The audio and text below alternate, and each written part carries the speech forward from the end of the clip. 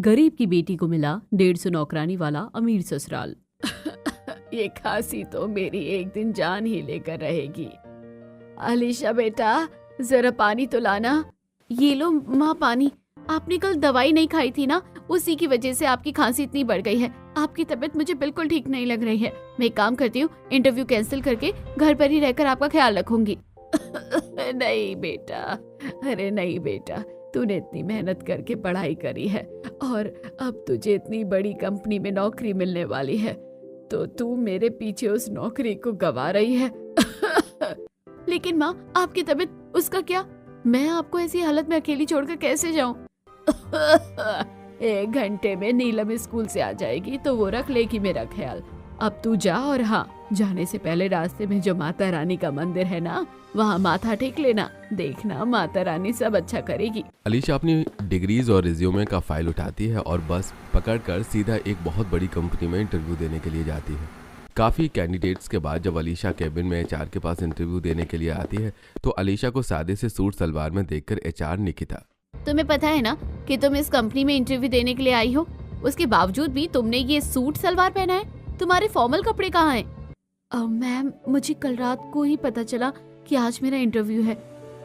पहले पता चलता तो मैं फॉर्मल कपड़े ले लेती। आप प्लीज मेरा रिज्यूम डिग्री देखिए, आप जरूर इम्प्रेस होंगी। निकिता अलीशा की डिग्रीज और उसके सर्टिफिकेट देखती है तो वो इम्प्रेस तो काफ़ी होती है, लेकिन अलीशा के पहनावे को लेकर वो उसे जज करना शुरू कर देती है। तुम्हारी डिग्री सर्टिफिकेट से मैं इम्प्रेस हूँ, बट आई एम सॉरी, तुम्हारे लिए हमारी इस कंपनी में कोई भी जॉब अवेलेबल नहीं है। लेकिन मैम, कल रात को जब मुझे मेल आया, मैं उसी के बेस पर इंटरव्यू देने के लिए आई थी।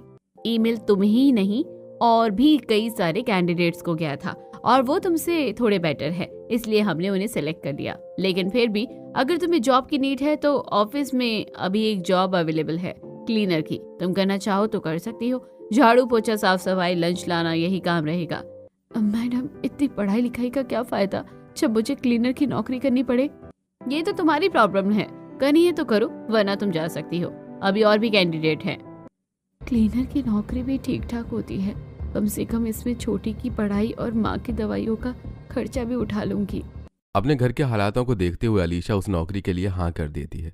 तो वहीं जब अलीशा इंटरव्यू से वापस घर आ रही होती है तो रास्ते में उसे उसकी सहेली चंचल मिलती है। अरे अलीशा, कैसी है तू? कहीं गई हुई थी क्या? हाँ, वो इंटरव्यू देने के लिए गई थी। वैसे तेरी दादी कैसी है? उनकी तबीयत ठीक तो है ना? और तेरे मम्मी पापा आ गए बाहर से? नहीं यार, उन्हें आने में 1 महीना और लगेगा, और वैसे भी मैं कब तक अपनी दादी का ख्याल रखने में अपनी बाकी चीज छोड़ती जाऊंगी। इसलिए मैंने उनके लिए एक पर्सनल नौकरानी रख ली है और वही उनका खाना पीना सब देखती है। सच में नौकरानी के भी अपने ही फायदे होते हैं। चंचल से काफी बातें करके अलीशा जब घर लौटती है तो देखती है कि कैसे उसकी छोटी बहन पढ़ाई के साथ साथ घर के काम भी कर रही है और साथ ही अपनी बीमार माँ को भी संभाल रही है। इसे देख अलीशा, अरे नीलम, आज तुम्हारा एग्जाम था ना, कैसा गया? सारे आंसर आते थे ना तुम्हें? आते तो थे दीदी, लेकिन घर के कामों की वजह से मैं इतनी थकी हुई थी कि ठीक से पेपर ही नहीं लिख पाई। पता नहीं इस बार पास भी होंगे या नहीं। सॉरी नीलम, ये सब कहीं ना कहीं मेरी वजह से हो रहा है। बाबा के गुजर जाने के बाद अगर मैं फौरन नौकरी कर लेती तो ठीक रहता। मेरे पढ़ने के चक्कर में माँ कितने लोगों के घर में नौकरानी बनकर काम करने गई, और अब जब मेरी बारी आई तो मुझे एक क्लीनर की नौकरी मिली। क्या फायदा मेरी इतनी पढ़ाई लिखाई का? काश हमारे पास भी इतने पैसे होते कि हम एक नौकर रख लेते, लेकिन मैं तो अब खुद नौकरानी वाला काम करूंगी। अपनी परेशानियों को देखकर अलीशा भी एक नौकर की चाह रखती है, लेकिन वहीं अलीशा अब खुद एक कंपनी में नौकर की नौकरी करती है। आशीष, देख रहे हो इस नई क्लीनर को? सुनने में आया है कि ये पहले यहाँ पर सेम हमारी ही पोस्ट का इंटरव्यू देने के लिए आई थी, और अब देखो कैसे साफ सफाई कर रही है। क्या कहा तुमने? और इसके कपड़े तो देखो गरीब कहीं की। क्यों ना इसे थोड़ा परेशान किया जाए। आशीष टेबल पर रखी कॉफी जानबूझकर नीचे गिरा देता है और गुस्से में अलीशा को बुलाते हुए, अंधियो, दिखाई नहीं देता? ये कॉफी गिरी है, इसे कौन साफ करेगा? तुम जैसे लोगों को तो बस काम चोरी करनी होती है। अब खड़ी खड़ी क्या देख रही हो? साफ करो इसे। आशीष की बात सुनकर सभी एम्प्लॉइज अलीशा को देखकर हंसने लगते हैं। तो वहीं अब हर कोई अलीशा से काफी रूखा बर्ताव करता, बार बार उससे एक ही चीज मंगवाना, जानबूझकर खुद गंदगी करके उससे सफाई करवाना, जिसे अलीशा भी पूरी तरह से वाकिफ थी। लेकिन अपने घर के हालातों को देखते हुए अलीशा चुप रहती थी। ऐसी समय गुजरता है और एक दिन जब अलीशा काम पर जाने के लिए घर से निकल रही होती है तो अरे अलीशा बेटा, कैसी है तू? और तेरी माँ कैसी है? अरे नीलम भी कब तक तेरी माँ का ख्याल रखेगी, वो भी अभी काफी छोटी है। मुझे देख, मैंने तो घर के छोटे मोटे कामों के लिए नौकरानी रख ली है और अब खुद पूरा दिन आराम करती हूँ। तू भी एक नौकरानी रख ले, ज्यादा नहीं 5,000-6,000 में ही मिल जाएगी। जो खुद महीने का 8,000 रुपए कमाती हो वो नौकरानी को क्या ही 6,000 रुपए देती। इसी तरह वक्त गुजरता रहता है और एक दिन, ये सब क्या है संध्या? मैंने तुम्हें शेयर मार्केट का काम संभालने के लिए बोला था और तुमने ये काम संभाला है। सारे शेयर नीचे जा रहे हैं, कंपनी का लॉस, क्या तुम अपनी जेब से भरोगी? आई डोंट नो सर, ये सब कैसे हुआ? मैं तो इतने टाइम से ये काम संभाल रही हूँ, मैं कुछ करती हूँ। क्या करोगी तुम? कुछ फायदा नहीं है। अब मैं डैड को क्या जवाब दूंगा? अपने एम्प्लॉय की गलती की वजह से अनुराग की कंपनी के शेयर काफी तेजी से नीचे जा रहे थे, जिसे देखकर अनुराग काफी ज्यादा परेशान हो रहा था। तभी अलीशा उनके केबिन में सफाई के लिए आती है और जब वो लैपटॉप पर शेयर्स को इस तरह नीचे जाते हुए देखती है तो ये शेयर तो काफी तेजी से नीचे जा रहे हैं, अगर ऐसे ही रहा तो इन्हें तो काफी बड़ा लॉस होगा। अलीशा को शेयर मार्केट के बारे में काफी ज्यादा नॉलेज थी। शेयर्स मार्केट को इतनी तेजी से नीचे गिरता देखकर अलीशा जल्दी से लैपटॉप लेती है और लैपटॉप में गिरे हुए शेयर्स को वापस ऊपर लाने लगती है। ये देखकर अनुराग, ये तुम कैसे कर रही हो? हमारे शेयर्स वापस ऊपर आ रहे हैं? तुम हो कौन? एम्प्लॉइज के साथ तो मैंने तुम्हें कभी नहीं देखा। सर, इसका नाम अलीशा है और ये ऑफिस की क्लीनर है। क्लीनर होकर तुम्हें शेयर्स मार्केट की इतनी ज्यादा नॉलेज है? ये सही ही कह रही है, मेरा नाम अलीशा है। मैं यहाँ की एक अच्छी पोस्ट के लिए आई थी, लेकिन मुझे क्लीनर की पोस्ट दे दी गई। अलीशा अनुराग को सारी बात बताती है, जिसे अनुराग को एचआर पर काफी ज्यादा गुस्सा आता है। इतनी होनहार एम्प्लॉय को आखिरकार क्लीनर की जॉब कैसे दे दी? तुम अब से ये काम नहीं करोगी, मैं तुम्हें अपनी पर्सनल असिस्टेंट के तौर पर हायर करता हूँ और एचआर से तो मैं बात करूंगा। अनुराग की बात सुनकर अलीशा को तो यकीन नहीं होता। कल तक जो लड़की ऑफिस में सबको चाय कॉफी देना, झाड़ू पोछा का काम करती थी, आज उसी कंपनी के ओनर की पर्सनल असिस्टेंट बन चुकी थी।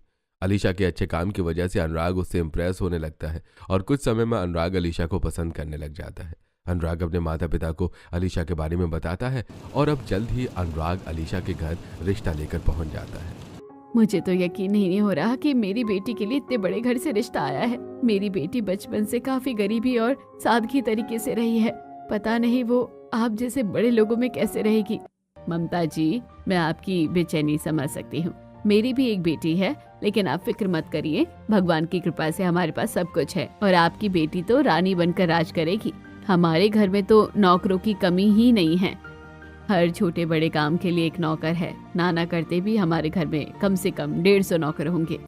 और अलीशा, तुम अपनी माँ और बहन की भी फिक्र मत करो, अब से इनकी सारी जिम्मेदारी मुझ पर है। समय यूं ही गुजरता है और अनुराग और अलीशा की धूमधाम से शादी हो जाती है।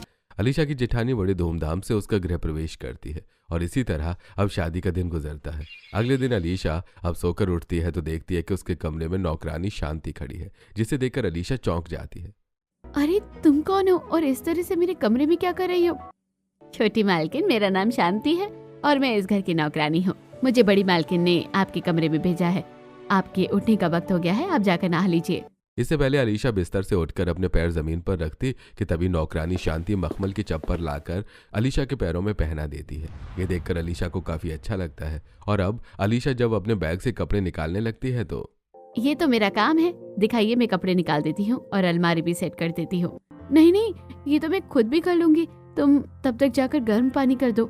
मालकिन, वो तो मैंने आपके उठने से पहले ही कर दिया था, लाइए मैं कपड़े सेट कर देती हूँ। एक तरफ जहां एक नौकरानी अलीशा के कपड़े अलमारी में सेट कर रही होती है, तो वहीं जैसे ही अलीशा बाथरूम में घुसती है तो देखती है कि दूसरी नौकरानी बाथ टब के पास खड़ी है। ये देखकर अलीशा, अब तुम कौन हो? तुम भी क्या कोई नौकरानी हो? मालकिन, आपने बिल्कुल सही कहा, आपको सर धोना होगा ना, उसी के लिए मैं यहाँ हूँ। आप आराम से बाथ टब में बैठ जाइए, मैं आपका हेयर वॉश कर देती हूँ। अलीशा अब गर्म पानी से भरे टब में आराम से बैठती है और नौकरानी सुमन अलीशा के बाल वॉश करने लगती है। शादी के अगले दिन ही अपने अमीर ससुराल में नौकर से इतना अच्छा ट्रीटमेंट पाकर अलीशा काफी ज्यादा खुश थी। तो वहीं अलीशा नहाकर जब बाहर आती है तो उसके कमरे में पहले से ही और 2 नौकरानियां मौजूद होती हैं जो अलीशा को तैयार होने में मदद करती हैं। और जब अलीशा कमरे से बाहर निकलती है तो देखती है कि उसके बड़े से आलीशान ससुराल में हर तरफ ढेर सारे नौकर नौकरानियां हैं। इसका मतलब उस दिन माँ जी ने बिल्कुल ठीक कहा था, उनके घर में 150 नौकर नौकरानी है, सब कैसे कामों में लगे हुए हैं। मुझे तो अभी भी यकीन नहीं हो रहा कल तक मैं जिस कंपनी में नौकरानी का काम करती थी, आज उसी कंपनी के मालिक की पत्नी बन चुकी हूँ और मेरे अगल बगल में 1-2 नहीं बल्कि 150 नौकर नौकरानियां हैं। अलीशा काफी ज्यादा खुश होती है और अब सबके साथ नाश्ते के लिए बैठती है। अलीशा जैसे ही खुद सब्जी लेकर अपनी प्लेट में डालने लगती है कि तभी चौथी नौकरानी, खाना परोसने का काम हमारा है, आपका नहीं, मैं आपको परोस कर देती हूँ। अरे नहीं नहीं, ये तो मैं खुद भी कर सकती हूँ। अलीशा, हमारे घर में इतने सारे नौकर नौकरानी हैं, तुम्हें भी काम करने की जरूरत नहीं पड़ेगी, खाना भी ये तुम्हें खुद ही परोस देंगे। भगवान, ये सब कोई सपना तो नहीं? मुझे तो अभी तक अपनी आंखों पर यकीन ही नहीं हो रहा। अलीशा ने जो चीज कभी सपने में भी नहीं सोची थी, अब वही अलीशा को हकीकत में मिल रही थी। जिसकी कभी एक नौकरानी रखने की औकात नहीं थी, आज वही 150 नौकरानी वाले ससुराल में बड़े आराम से रह रही थी। अब इसी तरह शाम होती और आज अनुराग और अलीशा की रिसेप्शन पार्टी होती है। अलीशा ने काफ़ी हैवी और लॉन्ग गाउन पहना होता है, जिसे संभालने के लिए अलग से अलीशा के पीछे 6-7 नौकरानियां थी। तभी चलते चलते अलीशा के सैंडल का स्ट्रैप खुल जाता है तो एक नौकरानी जाकर उसे बांधने लगती है। Thank you so much. वैसे तो ये स्ट्रैप मैं खुद ही बांध लेती, लेकिन गाउन इतना हैवी है कि झुक ही नहीं पा रही थी। मालकिन, इसमें थैंक यू की क्या बात है, ये तो हम लोगों का काम है। थोड़ी देर में सभी गेस्ट अलीशा को उसके रिसेप्शन का गिफ्ट देने लग जाते हैं। उन गिफ्ट्स को भी संभालने का काम नौकर नौकरानी ही कर रहे थे। तभी अलीशा को अचानक खांसी उठती है, जिसे देखकर एक नौकरानी अलीशा के लिए भागते हुए पानी लेकर आती है। मालकिन, आप ठीक तो हो ना? ये लीजिए, पानी पी लीजिए, गर्म पानी लेकर आई हूँ मैं आपके लिए। नहीं, जरा सी खांसी, पर ये नौकरानी भागते हुए पानी लेकर आई है मेरे लिए। मुझे लगता है कि मैं इस घर की बहू नहीं बल्कि किसी सियासत की महारानी हूँ। सच कहा है किसी ने, जब भी ऊपर वाला देता है तो छप्पड़ फाड़ के देता है। अलीशा के ससुराल के वो 150 नौकर नौकरानियां 24 घंटे अलीशा के आगे पीछे ही रहती। अलीशा को जब भी किसी चीज की जरूरत पड़ती तो फौरन उसके सामने पेश कर देती। इसी तरह हफ्ता भर गुजरता है और आज अलीशा अपने कुछ नौकर नौकरानियों के साथ बड़ी सी गाड़ी से अपने मायके पहुंचती है। अरे संगीता, देखो ममता की बेटी आई है। ये गाड़ी तो देखो कितनी ज्यादा बड़ी है और अपने साथ कितने सारे नौकर नौकरानी को लेकर आई है। जब इसी के साथ इतने नौकर नौकरानी रहते हैं तो इसके ससुराल में कितने रहते होंगे? सुनने में आया है कि इसके ससुराल में 150 नौकर नौकरानी है। किस्मत हो तो ममता की बेटी की जैसी। इसे कहते हैं किस्मत का खेल। अनुराग ने ममता और नीलम के देख रेख के लिए भी उनके घर पर भी एक नौकरानी रख रखी थी, जो उन दोनों का काफी ज्यादा ख्याल रखती है। मेरा दामाद तो हीरा है, हीरा। भगवान करे ऐसा दामाद हर किसी को मिले। दीदी, क्या आपके ससुराल में सच में 150 नौकर नौकरानियां हैं? मुझे भी उन्हें देखना है। हाँ नीलम, 150 नौकर नौकरानियां हैं और पता है वो सबके सब काफी अच्छे हैं। मेरा कितना ख्याल रखते हैं। एक पानी का गिलास भी मुझे उठाने नहीं देते। मुझे तो वहाँ पर सच में महारानी जैसी फीलिंग आती है। शादी करे मुझे इतना वक्त हो गया है, लेकिन मैंने अभी तक ससुराल में एक काम भी नहीं किया है। अपनी बेटी की बातें सुनकर ममता को काफी ज्यादा सुकून मिलता है और अब इसी तरह कुछ समय गुजर जाता है। अलीशा हॉल में घूम रही होती है कि तभी उसके पैरों में दर्द होने लगता है। कल से पैरों में काफी दर्द हो रहा है। माँ होती है तो पैरों में तेल लगाकर मालिश कर देती। एक काम करती हूँ, थोड़ी देर बैठ जाती हूँ, अगर दर्द कम नहीं हुआ तो जाकर दवाई खा लूंगी। अलीशा जैसे ही सोफे पर बैठती है कि तभी एक नौकरानी जाकर अलीशा के पैरों में तेल लगाकर मालिश करने लगती है। ये देखकर अलीशा, अरे ये तुम क्या कर रही हो? नौकरानी हो इसका मतलब ये थोड़ी ना कि मेरे हाथ पैर दबा दोगी। यही तो हमारा काम है, आपकी सेवा करना। बड़ी मालकिन के पैरों में जब भी दर्द होता है तो मुझसे ही मालिश करवाती है। देखिएगा थोड़ी देर में अपने आप ही दर्द कम हो जाएगा। उस नौकरानी के मालिश करने पर अलीशा को अच्छा तो लगता है, लेकिन इस तरह उस नौकरानी को अपने पैर दबाते देखकर अलीशा को कहीं न कहीं बुरा भी लग रहा होता है। इसी तरह समय गुजरता है। अलीशा के फोन पर उसकी फ्रेंड प्रीति का कॉल आया होता है। अलीशा जैसे ही उसे उठाकर अपने कान पर लगाती है कि तभी एक नौकरानी आकर अलीशा का फोन पकड़ लेती है। अरे ये तुम क्या कर रही हो? अब मेरा फोन भी पकड़ोगी क्या? ये तो मैं खुद भी पकड़ सकती हूँ। नहीं मालकिन, हमारे होते हुए आप क्यों भला काम कर रही हैं? आपका हाथ दुखेगा, लाइए मैं आपका फोन पकड़ लेती हूँ। इसकी कोई जरूरत नहीं है, मैं अपना फोन खुद पकड़ सकती हूँ। तुम जाकर कोई और काम करो। अरे बहू, करने देना उसे अपना काम। आखिरकार ये नौकर नौकरानी हमने रखे ही क्यों है? अपनी निकामों के लिए ना। अपना फोन तक अपनी नौकरानी को पकड़ता देखकर अलीशा को बिल्कुल भी अच्छा नहीं लगता। तो वहीं अगले दिन अलीशा देखती है कि कैसे घर का नौकर रामू उसके ससुर को जूते पहना रहा है। हे भगवान, सच में हद हो गई है। यहाँ पर कोई जूते भी खुद से नहीं पहन सकता क्या? अरे ये तो बेसिक काम होते हैं जो हम खुद भी कर सकते हैं। अब इसी तरह कुछ दिन गुजर जाते हैं। जिन नौकर नौकरानियों से अलीशा पहले काफी ज्यादा खुश थी, तो वहीं अब वो उनसे थोड़ा परेशान होने लगी थी। एक गिलास पानी तक अलीशा खुद लेकर नहीं पी सकती थी। तो वहीं आज अलीशा जब गार्डन में घूम रही होती है तभी वो देखती है कि उसकी नंद तारा अपने कमरे में रखा फोन अपनी नौकरानी से मंगवाती है। ये देखकर अलीशा, तारा, तुम्हारा कमरा कौन सा है दूसरे देश में, जो तुमने अपना फोन भी घर की नौकरानी से मंगवाया है? ये तो तुम खुद भी जाकर ला सकती थी ना। भाभी, अगर हमने ये सब काम खुद ही करने होते तो हम इन्हें रखते ही क्यों? ये 150 नौकरानियां हमारे कामों के लिए हैं, ना कि फ्री में बैठकर सैलरी लेने के लिए। लेकिन तारा, नौकर नौकरानी का मतलब ये थोड़ी ना है कितनी छोटी छोटी कामों के लिए भी उन पर ही डिपेंड रहे। इस तरह तो हमारे शरीर को ही नुकसान होगा। शरीर का हिलना डुलना भी तो जरूरी होता है। भाभी, आप एक गरीब परिवार से आई हैं, आपको नौकर नौकरानी की आदत नहीं है, लेकिन हमें है। हमारे बचपन से ही हमारे सारे काम करते आए हैं ये लोग, समझिए आप। तारा का ऐसा जवाब अलीशा को बिल्कुल भी पसंद नहीं आता, लेकिन वो उस वक्त चुप रहती है। ऐसे ही वक्त समय गुजरता है और आज अलीशा जब किचन में कुकिंग करने के लिए आती है और अपने लिए आलू के पराठे बनाने लगती है। कितने दिन हो गए हैं अपने हाथ का बना हुआ कुछ खाना खाए, जल्दी जल्दी बना लेती हूँ इन नौकरानी के आने से पहले। अलीशा जल्दी जल्दी रसोई में गर्मा गर्म आलू के पराठे बना रही होती है कि तभी 2 नौकरानियां रसोई में आती हैं और जब अलीशा को खुद से पराठे बनाते हुए देखती हैं तो, मालकिन, हमसे कोई गलती हो गई क्या जो आप खुद पराठे बना रही हैं? आप हमें बोल देती, हम बना देते आलू के पराठे, मगर बड़ी मालकिन ने देख लिया तो कहीं वो हमें नौकरी से ना निकाल दे। वो नौकरानी अलीशा के हाथ से चम्मच लेने लगती है, जिससे अलीशा को काफी गुस्सा आता है कि तभी मायावती रसोई में आती है और ये सब देखकर, आखिरकार यहाँ सब क्या हो रहा है? देखिए ना माँ जी, काफी दिनों से मेरा खुद के हाथों का बना आलू के पराठे खाने का मन कर रहा था तो मैं वही बना रही थी, लेकिन यहाँ आकर मुझसे ये चम्मच लेने लग गई। अब मैं क्या अपने लिए आलू के पराठे भी नहीं बना सकती? क्या है ये सब? तुम लोगों के होते हुए मेरी बहू को खुद पराठे बनाने पड़ रहे हैं। आखिरकार मैंने तुम लोगों को रखा ही क्यों है? लगता है तुम्हें अपनी नौकरी प्यारी नहीं है। नहीं मालकिन, ऐसा नहीं है, हमें अपनी नौकरी बहुत प्यारी है। हम तो बाहर काम कर रहे थे, हमें नहीं पता था कि मालकिन कब यहाँ आकर पराठे बनाने लगी। तुम लोग ऐसे नहीं मानोगे, इस महीने की तुम्हारी सैलरी काटनी होगी, तब तुम्हें एहसास होगा।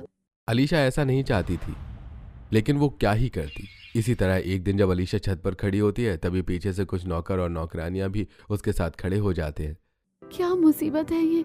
थोड़ी देर पहले गार्डन में खड़ी थी, तब ये लोग वहाँ आ गए और अब छत पर भी मुझे सुकून नहीं है। अलीशा काफी इरिटेट हो जाती है और थोड़ी देर सुकून पाने के लिए जैसे ही बाथरूम में जाने लगती है, अगर आपको किसी भी चीज की जरूरत हो तो आप हमें आवाज दे दीजिएगा। बाथरूम जा रही हूँ, वहाँ पर भी चलना है क्या तुम लोगों को? एक काम करो, तुम भी साथ ही चलो। अलीशा नौकरानी को हाथ पकड़कर उसे बाथरूम में खींचने लगती है। ये देखकर वो नौकरानी वहां से चली जाती है। ऐसी कुछ समय गुजर जाता है। अलीशा अपनी अलमारी का कुछ सामान सेट कर रही थी कि तभी फिर से रानी नाम की नौकरानी अलीशा के पास आती है। मालकिन, कितनी बार कहा है आपसे कि आपको ये सब काम करने की कोई जरूरत नहीं है। आप तो मालकिन हैं, आप आराम करिए, लाइए मैं ये काम कर देती हूँ। अरे बस करो तुम लोग, जब देखो मालकिन मालकिन करके पीछे ही पड़े रहते हो। कुछ और काम नहीं है क्या तुम लोगों को? घर में इतने सारे लोग हैं, उनके पास जाओ। मालकिन, आप इस तरह हम पर चिल्ला क्यों रही हैं? हम तो बस आपकी मदद कर रहे हैं ताकि आपको कोई तकलीफ ना हो। तकलीफ का तो पता नहीं, लेकिन तुम लोगों ने मुझे परेशान करके रख दिया है। अगर अब तुम में से कोई भी मुझे मेरे आसपास भी नजर आया ना तो माँ जी से कहकर काम से निकलवा दूंगी, समझी? अब जाओ यहाँ से। अलीशा रानी पर काफी बुरी तरह चिल्लाती है, जिससे वो रोती हुई चली जाती है। तो वहीं इन सबसे परेशान होकर आज अलीशा अनुराग से इस बारे में बात करती है। मैं सच में परेशान हो चुकी हूँ। शुरुआत में मुझे ये सब काफी अच्छा लगता था, लेकिन अब और नहीं। अपने छोटे से छोटे काम भी खुद नहीं कर सकती। 24 घंटे से भी नौकरानी मेरे आसपास ही घूमती रहती है। प्राइवेसी नाम की तो कोई चीज है ही नहीं मेरी लाइफ में। अरे तुम तो ऐसे कह रही हो जैसे रात में भी वो हमारे कमरे में रहती हैं। अनुराग, मैं मजाक की मूड में बिल्कुल नहीं हूँ। ऐसा ही रहा ना तो मैं अपने मायके चली जाऊंगी। कम से कम मैं वहाँ 2 पल तो सुकून से रह पाऊंगी। अलीशा, भला अपने घर की नौकर से कौन परेशान होता है? ये सब तो हमारी मदद के लिए है। तुम्हें तो खुश होना चाहिए कि तुम्हें छोटे से छोटे काम करने की भी कोई जरूरत नहीं पड़ती। हर काम के लिए तुम्हारे पास एक नौकर है। ये 150 नौकर हमारी मदद के लिए है ना कि तनख्वाह लेकर बैठने के लिए। अनुराग अलीशा की बात को नहीं समझता, जिससे अलीशा और काफी ज्यादा चिढ़ जाती है और अब वो हर छोटी छोटी बात पर नौकरानी पर काफी ज्यादा चिल्लाने लगती है। एक बार क्या समझ में नहीं आता क्या? निकलो यहाँ से, वरना इसी खिड़की से धक्का दे दूंगी। इसी तरह वक्त गुजरता रहता है। अलीशा धूप खाने के लिए छत पर आई होती है। तभी वो छत पर सुमन और रानी को बात करते हुए देखती है।